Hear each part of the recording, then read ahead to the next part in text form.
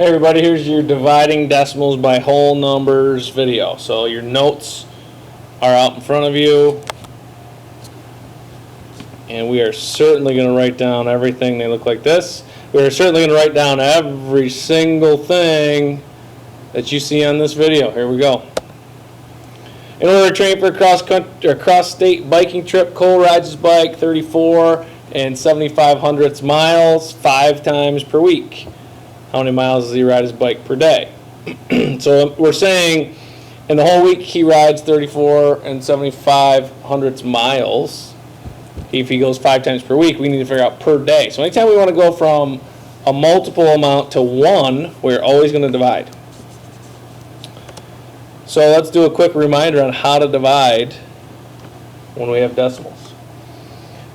All right, so we need the word that is the answer to a division problem. So go ahead and fill that word in. I'm sure you know it. Answer to a division problem. It starts with a Q. That's called quotient. Make sure you know how to say that correctly. Quotient. So the answers that we're going to get are called quotients. All right. If we divide this number, 6 divided by 2, the quotient is the 3. Now these two are saying the same thing here. This is 6 divided 2, that's 3. 3 is the quotient. This is still 6 divided 2, answer being 3. Okay, just because this is a dividend, this is a divisor, shouldn't make any difference. 3 is the quotient, 3 is the quotient.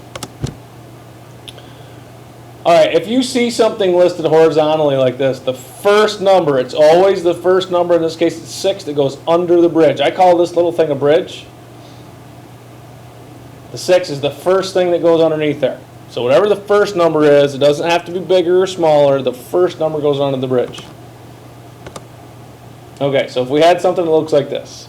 First number is 3 and 1600. So the first number goes under the bridge. So set that up.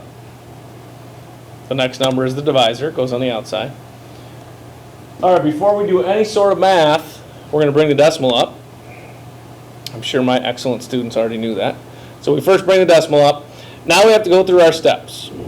So you've done this in elementary school. This is going to be super easy. We're going to first divide. Does 4 go into 3? No, it doesn't. So does 4 go into 31? Yes, it does. 4 times 7 gets us into 31. So we just divided. 4 goes into 31 7 times. Now we're going to multiply. Should I write these steps down? Yes, of course, I should write these steps down. 4 times 7 we know is 28. Next step's already given away to you here. We're going to subtract.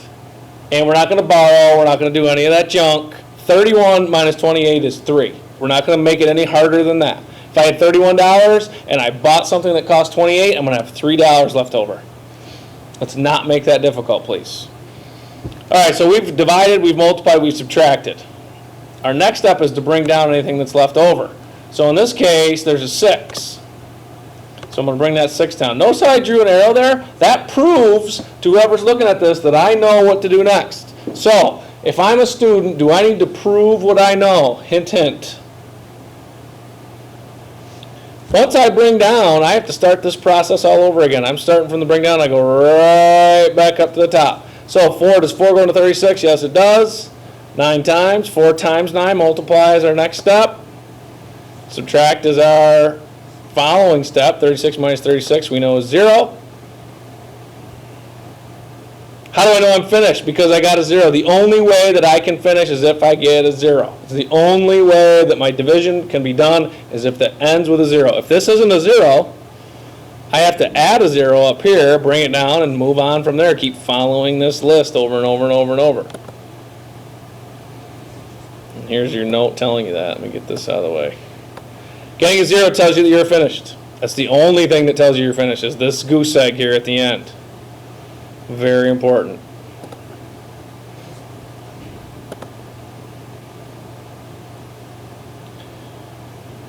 Never, ever, ever, ever, never, ever, ever, ever, ever, ever, never again will you have a remainder. Ever. Never, ever is there going to be a remainder. Ever. There's only ever going to be a 0. That's the only way that you can finish. If you have what this word is, I'm not even going to say it anymore. If you ever have that, you add a 0 and keep going. You are never, ever going to have one of these again. Never. Ever. Not in 6th grade, not in 7th grade, not in ever, anywhere, never, ever. All right, so let's go back to our problem here.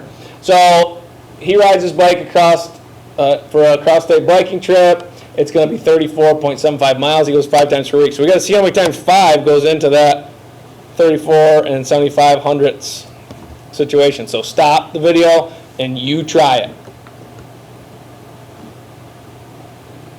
All right, so I'm bringing my decimal in first, of course. Of course. 5 doesn't go to 3. 5 goes into 34 6 times. 5 times 6 is 30. If I subtract, I get 4. Now I'm going to bring down. Look at me showing that I'm bringing down. Interesting. 5 goes into 47, excuse me, 9 times. 5 times 9 is 45. Subtract is my next step. That gets me 2 left over.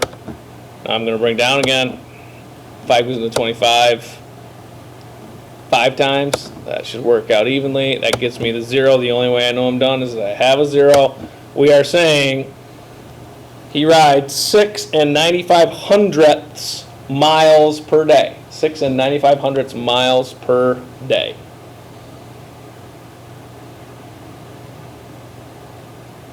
Feel free to go back if you need to. Okay. So this guy right here, I want you to start from here. Feel free to look back in your notes, follow the steps, these guys, see if you can figure it out. Stop the video, go ahead. All right, so I told you first number goes under the bridge, so here we go. Second number is your divisor, that's on the outside. Divisor is what that's called. You know, let's write that just to make sure that we understand. Divisor. That's this number on the outside. Okay, so my excellent students, I'm sure, brought the decimal up first. 3 goes into 22 7 times, which is 21. Subtract that, you get 1. Next step is to bring down.